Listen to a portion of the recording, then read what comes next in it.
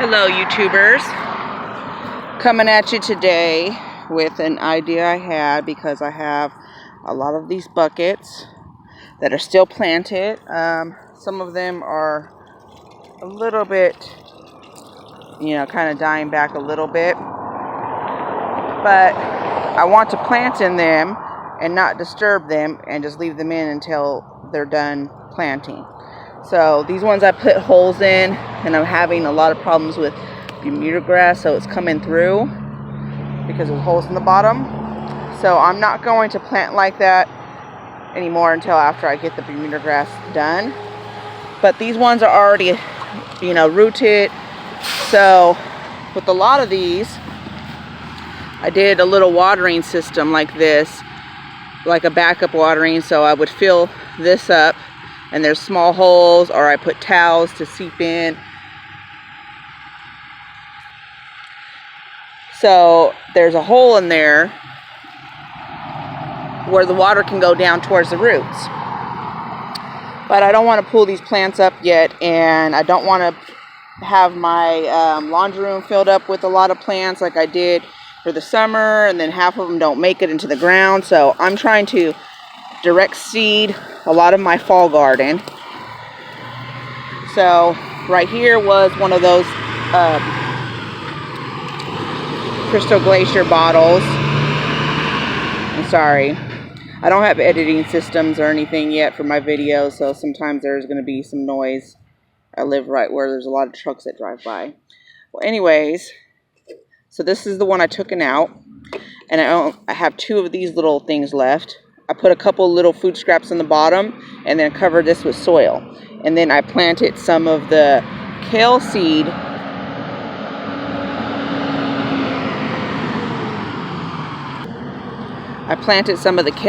in here that I harvest from my garden. I think it's called lactase kale. I don't know, but it's the ones that are long, skinny green leaves. So that one may have cross-pollinated though with the purple kale or my broccoli. So this is one that I want to do with one of the giveaways also with these kale seeds. So first I want to see if they germinate and what it is.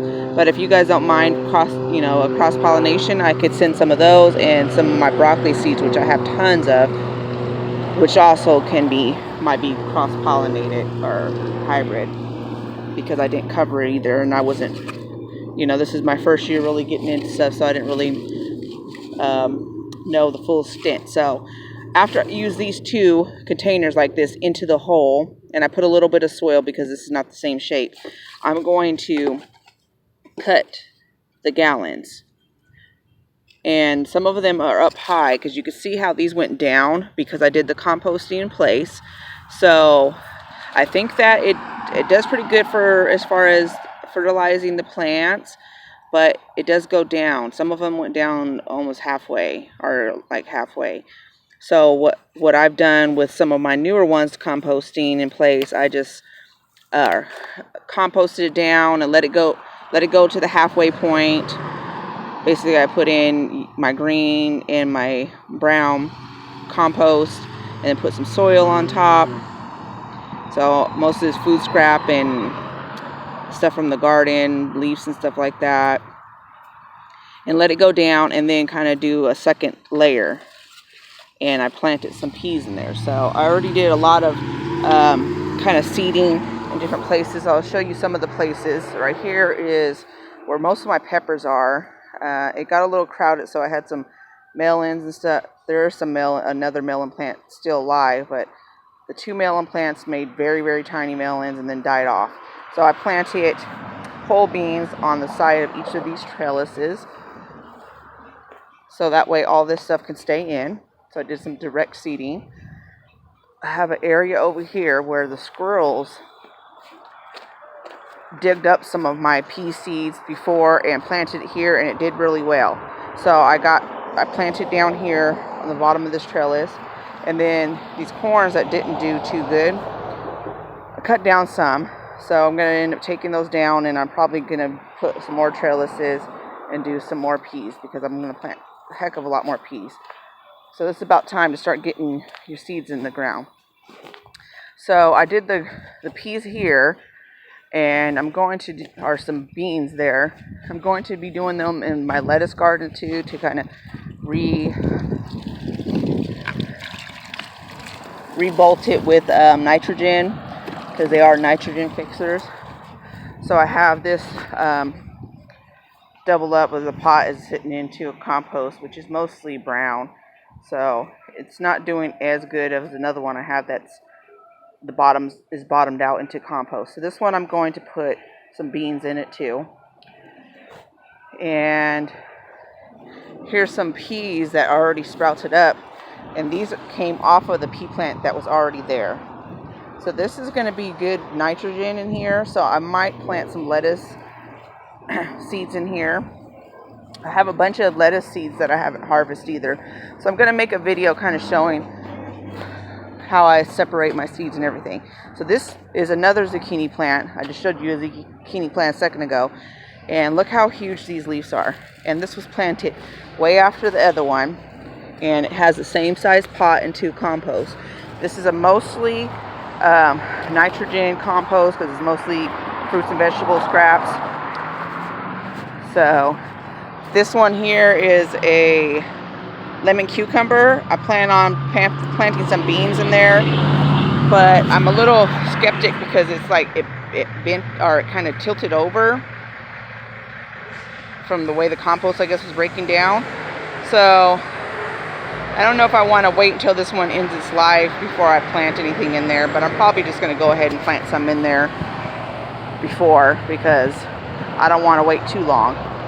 So here is a national pickling cucumber, and it's got this weird stuff going on. It's like some little bugs, and it's like they're making something sticky onto it. So it pretty much looks like it's about to die pretty soon. So I did plant some, I think it was peas and beans, or it was either pole beans and bush beans in here. And then these are some dill seeds, because there was dill in here that I cut down. And then I just sprinkled them in there. Oh look, there's one of the beans coming out. And so I did a composting in place. This one is already starting to go down. I didn't really give it extra time because I was trying to hurry up and get this going before it gets too late. So this one has, I think I put cilantro, snap peas, and I want to say collards. So I do like 3 rows. So the snap peas are on the end, so I can kind of trellis them up this little homemade trellis that I got from the side of the road.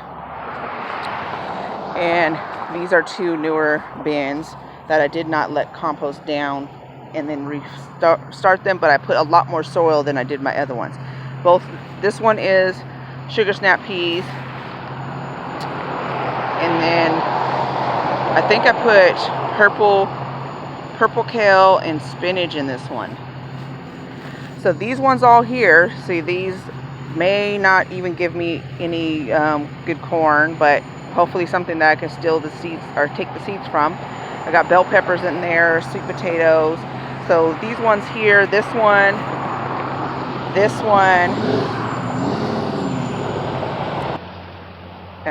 one is eggplant and sunflowers. And these are sunflowers that could have featured in my EBT/market garden or food scrap garden, because these are raw sunflower seeds that I bought in a bulk bin. And I've grown a pretty big one, just depends on how much space you give them. And these ones were planted a little bit late, but you can see they're all budding. They'll still make me some seeds, which is going to be good. The eggplants, I don't think they're going to fruit. They're just kind of staying the same size. They got in there, pretty late too. But anyway, so there's that one also with peppers and the corn. So we have 5 here that I'm going to plant something in while these are still growing. But see, this one is going to be one that I definitely have to put a bucket to plant, because I can't really put more soil because I'll bury these plants. And this one is the pot that has went down the most for the compost. So it's kind of not even, but You can see it's about halfway. So just imagine up to here being filled with soil, and I could put like a kale in here. So mostly for the outside, I'm going to do kale. Here I planted some more of those sugar snap peas, and then I had one watermelon plant that did not get in the ground, but I'm giving it a chance to see if it does anything, because it does have a little fruit, but it has a small hole in it. So we'll see what happens, because I'm already watering this for the peas. We'll see if it does anything.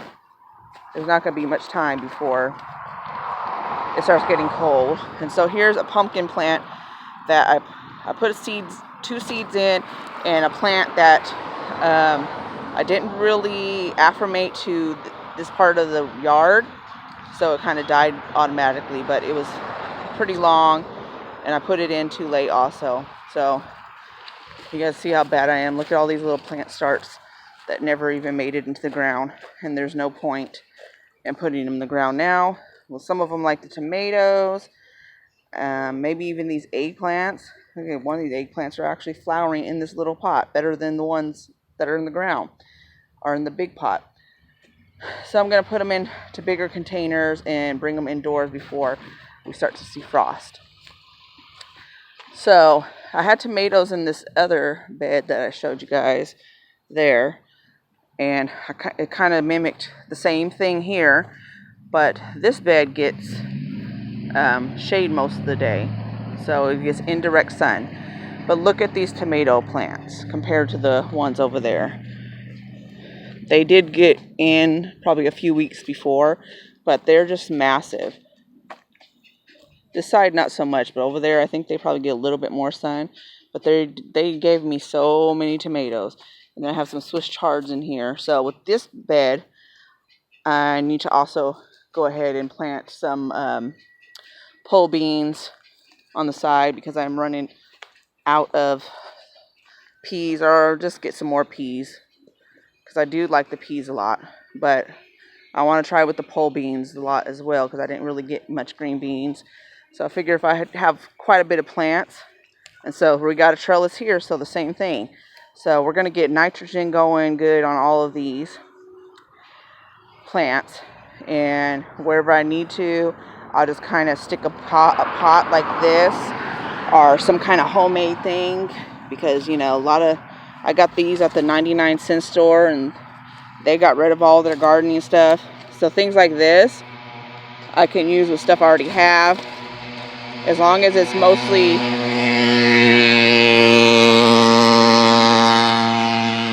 I've been trying to pause when these trucks are going by so you guys don't have to hear all this craziness. But this is a good way to kind of do it too. So I'm going to start on this one. Sometimes these holes get clogged.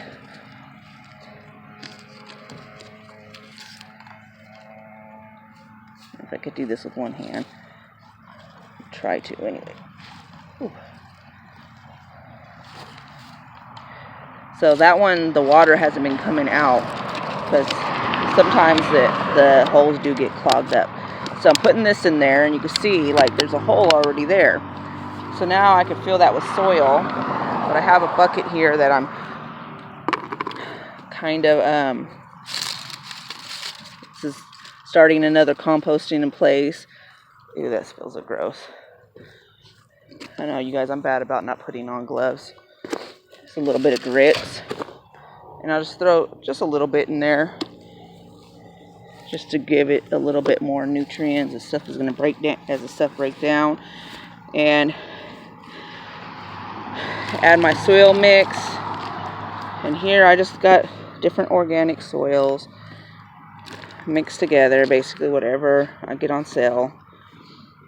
It's my first time actually having a little bit of peat moss in there. I try not to get it, because I hear that it's supposed to be not substantial, but I found some big bags for $2.50, so I got a couple of those.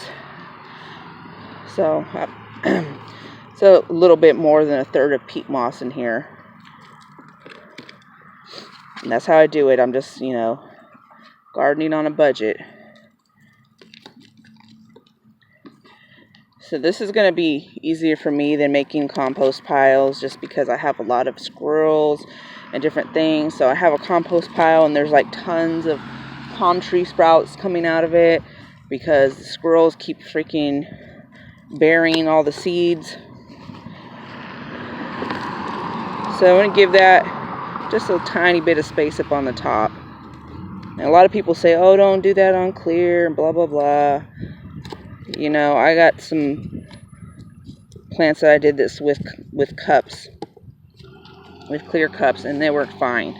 I find that as long as it's staying moist, it's not going to have problems. But if you use clear plastic and like sit in the sun, then it does start to crack.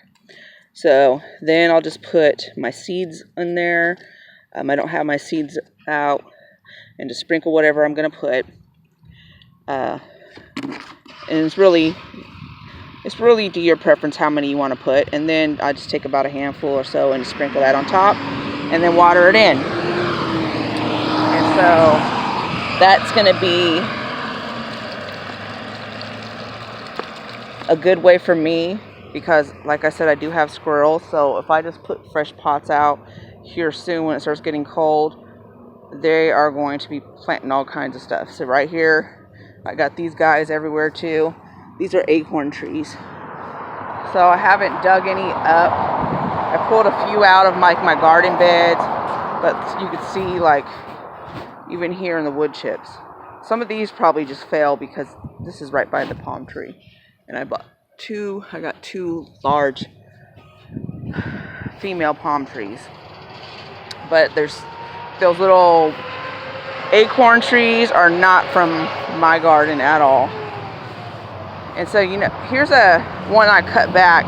This is called pineapple sage, and it has little hairs on it. I think that you may be able to root it by putting this in the water, like how tomatoes are, because they got the little hairs and those turns into root. Because I got this one coming up, and I don't think it's scented over here. I kind of vaguely remember when I made this one, I did kind of a composting thing and let it sit for a long time. And I think I may have took some cuttings off of this and just put it in there, like ones that looked like they were going to die. And it came back, like came through. And it is a spreader, so eventually this is going to be another pineapple sage. But I want to take some off before this starts to die back, because this is one of the hot weather plants. This, you know, it's a pineapple sage, just like sage. It doesn't do good in the winter time. So I'm going to take a couple of these tops and see if I can't get them to seed. And so here's some more seeds that I didn't collect. This is a Swiss chard seeds. They're inside here. Oh yes, see these are the cucumbers, and see the same thing like those other naturally pickling cucumbers. They have this like sticky stuff. I don't know if that's the leaves doing that or if that's a bug doing it. But I put some pole beans inside of those little pots. See, I did the same thing because this wasn't very narrow and I want to give these plenty of root room. So I put those little pots inside and cut the bottom out so they can go into this little pool bed and have all that room. So I'm going on and on about other stuff, but I just wanted to show you guys how I'm managing to do this, and hopefully not having to buy any plant starts for the fall by just using the seeds that I've got already and some that I've harvested from my garden. So I'm going to try to use some of the seeds from my garden, but first use some of the ones that I've already bought. I just feel like I want to use the older ones faster, and I have almost ran out of my purple kale, but I have a blue kale. I'm going to try that one. So another thing is I'm trying to keep the same type of brassicas, like the same family that kale, broccoli, and cabbage. I'm trying to keep them planted closer together and are the same types close together, and then far away from the ones that are not the same types.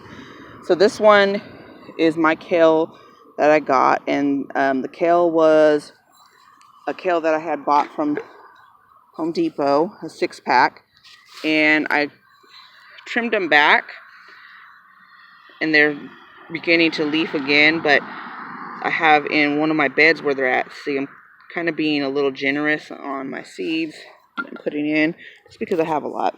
So basically, I don't know if these are going to be true to seed or not. But I'm going to plant these same ones close together so that I'll have less of a chance of them cross-pollinating again. And I'm going to try to stay more on top of it, especially with my purple and my blue kale. I'm going to try to maybe cover them whenever everything's flowering, because they're going to probably all flower around the same time. So I put a thin layer, and then we'll water this in. And it's still pretty hot. We're in October, we're going to probably be in the 80s, maybe the 70s a couple times, but not very often. So it's not going to be till November that we're going to see 70s here in Sacramento, California. So kale is one that doesn't do too bad. And, you know, some of these plants, like you see my pea plants, they sprouted out.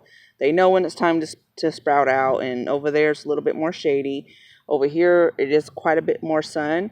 So it might take a while for these to sprout. And if they don't sprout in, I don't know, a couple weeks, then I would just reseed them. So I have enough seeds to do that. And then if it doesn't work again, then I might just put a different kind of seed. I don't know.